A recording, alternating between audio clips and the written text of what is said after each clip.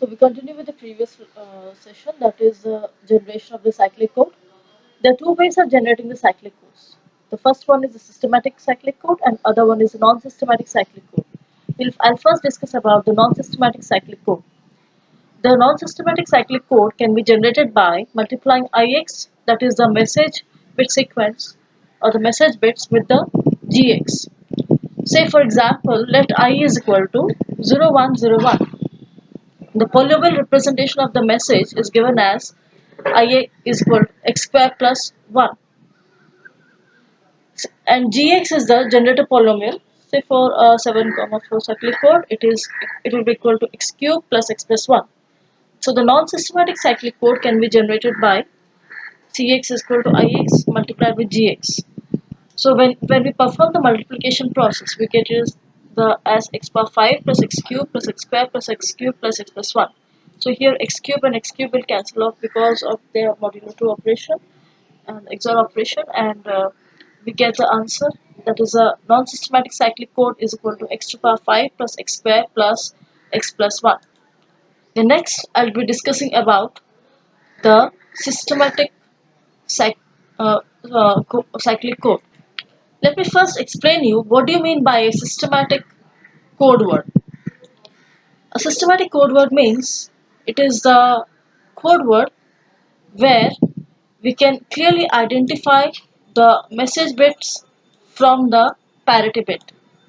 Say for example, for a 7,4 cyclic code, we can observe that the first 4 bits, that is the first k number of bits, are the message bits, and the last 3 bits are, that is your r number of bits, are the parity bits. So the message bits followed by the parity bits make the systematic code word. So question is how to generate a systematic code word.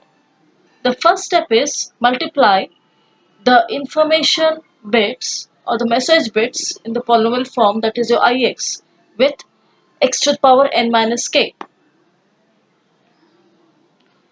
Then divide, I'll be telling you the significance of multiplying ix with x to the power n minus k in my next slide. So we go for the next step, that is divide ix into x to the power n minus k by gx and find the remainder. So the remainder rx is equal to the remainder of ix into x to the power n minus k when we divide with gx. So from here, this rx signifies the parity part or the parity bits. So the code word cx that is being generated is equal to ix multiplied with x to the power n minus k plus rx. Let me take an example here. The question being, generate a code word for 7,4 cyclic generate a 7,4 cyclic code with gx is equal to x cube plus x plus 1, and the message between I is equal to 0101. So first we represent the message sequence I in the polynomial form, that is your ix. So we get it as x square plus 1. The generator polynomial is gx is equal to x cube plus x plus 1. So as per the step 1, we multiply the message polynomial ix with x to the power n minus k, that is equal to x cube plus, so we get x power 5 plus x cube. So here we are basically multiplying x square plus 1, you're multiplying with x to the power n minus k. So here it is x to the power 7 minus 4, that is equal to x cube. So we get x power 5 plus x cube. Then next step is we need to find out the parity bits or the parity polynomial.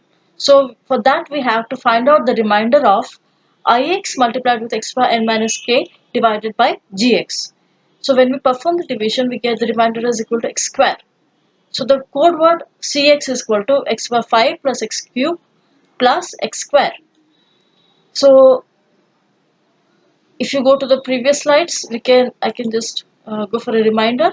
So the code word cx is equal to ix into x power n minus k plus rx. So the same process we apply here, that is your x power ix into x power n minus k is equal to x power 5 plus x cube and rx is equal to x square. So sum up these two, we get x power 5 plus x square plus x square. So if we represent this in the binary form, we get 0, 1, 0, 1, 1, 0, 0 as the code word. So we observe the first 4 bits of the code word. Say, so because k is equal to 4 over here, this first 4 bits are similar to the I. So hence the code word generate and the last 3 bits are the parity bits. So this is a systematic code word, a systematic cyclic code word. I would like to explain you the significance of multiplying ix with x to the power n minus k. What happens actually? So, for example, let me take ix as we had taken in the previous example also. Ix is equal to x square plus 1. So, the binary representation of this is 0, 1, 0, 1. So, if this is a shift register, then, so as per the powers, we will be placing the message bit in this position. Now, assume that ix is multiplied with x. What is happening? What we get? X cube plus x. The result of ix multiplied with ix is equal to x cube plus x.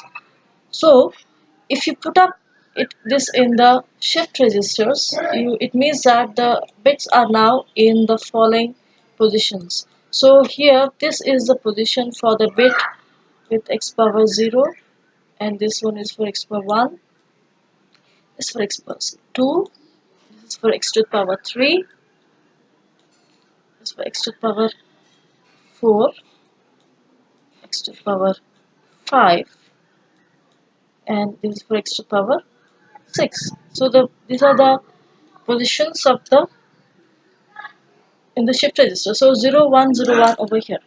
So it is observed that when you multiply x, the bits are shifting towards left by one position.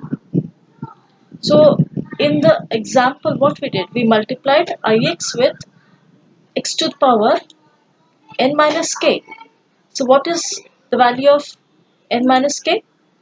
Here it is 3 bits, right? So when we multiply ix with x to the power n minus k, it means that we are shifting by 3 bits towards left, 3 bit positions towards left. So we are now placing the ix in this manner, and the rest 3 positions of the shift register are for the parity bits. So once the parity bits are generated, they are appended in the last 3 positions. So here the code word is given as 0101, which is a message bit sequence, and here this is your 1001 is placed in these shift registers to form the complete code word.